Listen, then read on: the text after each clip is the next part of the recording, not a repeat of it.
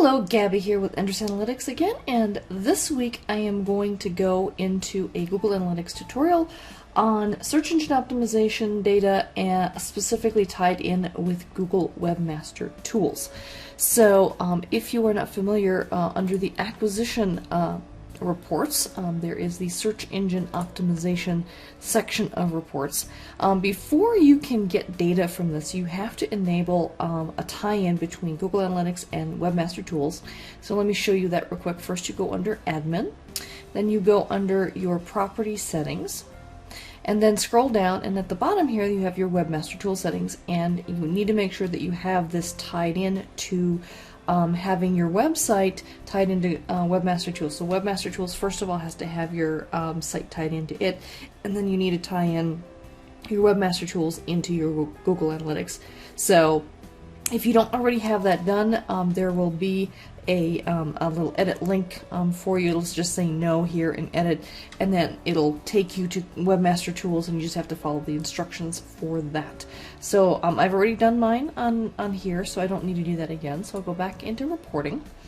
And now that I have data coming in here, we can take a look at the different kinds of data that Webmaster Tools will give you in Google Analytics. The first one is called queries.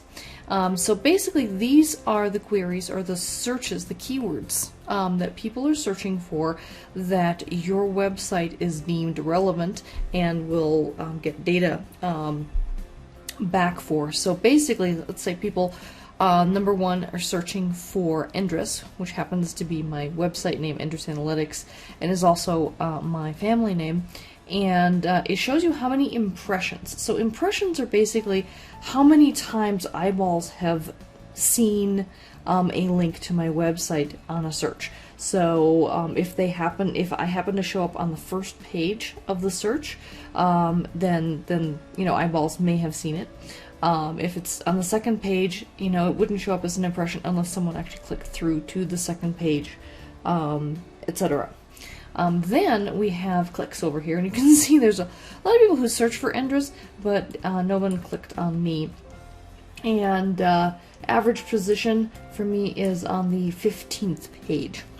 And this is probably because there's a much larger corporation out there called Endress Hauser, who does analytics measurement equipment, and they're a scientific equipment company.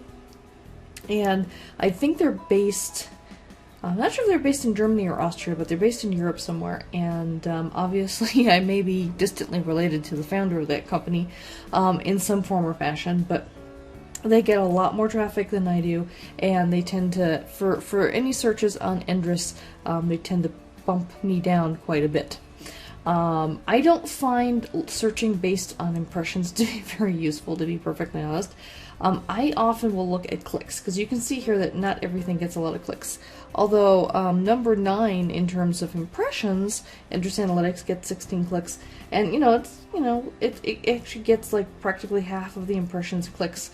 Well, that's because people are looking specifically for my company, and so that makes a lot of sense, and it's obviously relevant. I hit, I average on the first page, and then the click-through rate here is 53.33%, so that adds up quite nicely.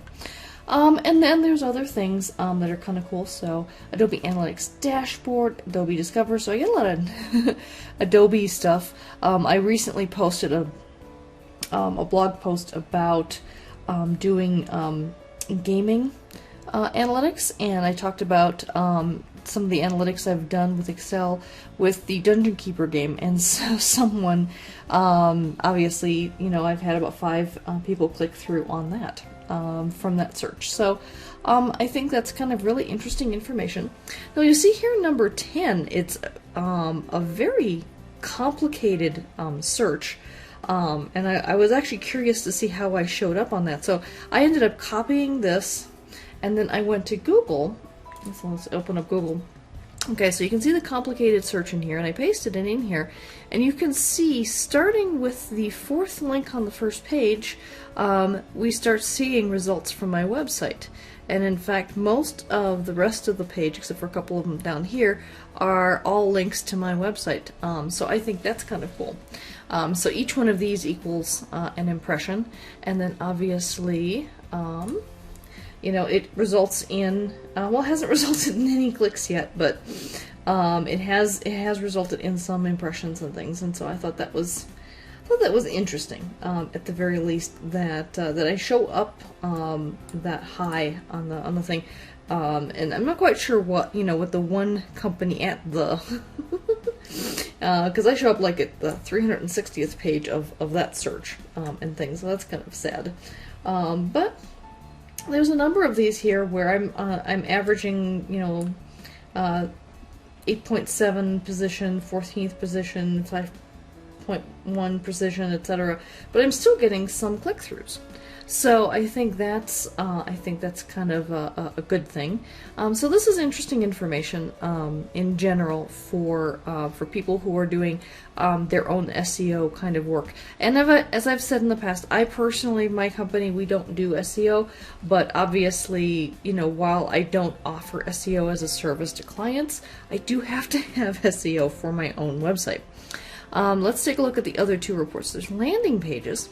So these are typical landing pages that are showing up in the search results when people are searching.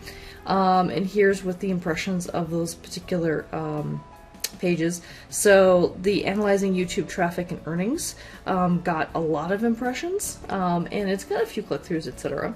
Let's go ahead and take a look at these based off of actual click-throughs.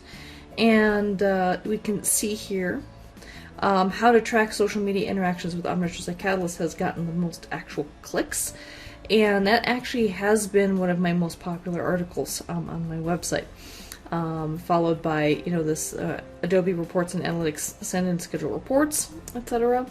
If we go by looking at click-through rates, things that have gotten the highest click-through rates, we can see a couple of other ones here that are kind of interesting, including I have here a tutorial intro to SiteCallis 15. So that's actually a reposting of one of my YouTube videos onto my website, and that actually, I mean, it didn't get a lot of impressions and clicks, but it got 100% click-through rate. So I think that might be, you know, some of these are kind of interesting because they're kind of obscure things, and yet even though they didn't get a lot of clicks, they get 100% click-through rate. And then the other final search engine optimization report here would be based on geography. So, you know, which geography I believe is searching. So, United States, India, United Kingdom, etc., in terms of what kinds of impressions they get with my particular website coming up, and then looking at the clicks. United States again has been clicking through the most, followed by India and United Kingdom. Not surprising to me for India because they do a lot of web analytics. So outside of the United States, India is a huge hub for web analytics, followed by, from my understanding, UK and Australia also do a lot of web analytics work. And then just looking at just click-through rates, interestingly enough, Colombia, Costa Rica, Jordan, Nepal, and Slovenia all have 100% click-through rates. Again, only 5 clicks apiece, but still, that can be somewhat interesting information, especially if you're trying to do any specific geographic targeting and that kind of thing. And then here, there's also, besides country, there's Google property as yet another dimension. And so just looking at it from here, it looks like we've got like web, mobile, image, video, and then just kind of unknown. And it looks like web and image are getting a lot of impressions. So these are just like, you know, in terms of Google property, are they doing a web search, an image search, mobile search, etc. And looking at the number of clicks, I'm getting a lot of clicks from web and image, which I think is somewhat interesting. And then also just looking at the click-through rate, the highest click-through rate is web. That makes sense. And then I'm getting a decent click-through rate for mobile as well. So again, other things to keep in mind as you're developing your website and that kind of thing, and the types of search engine data that you can get.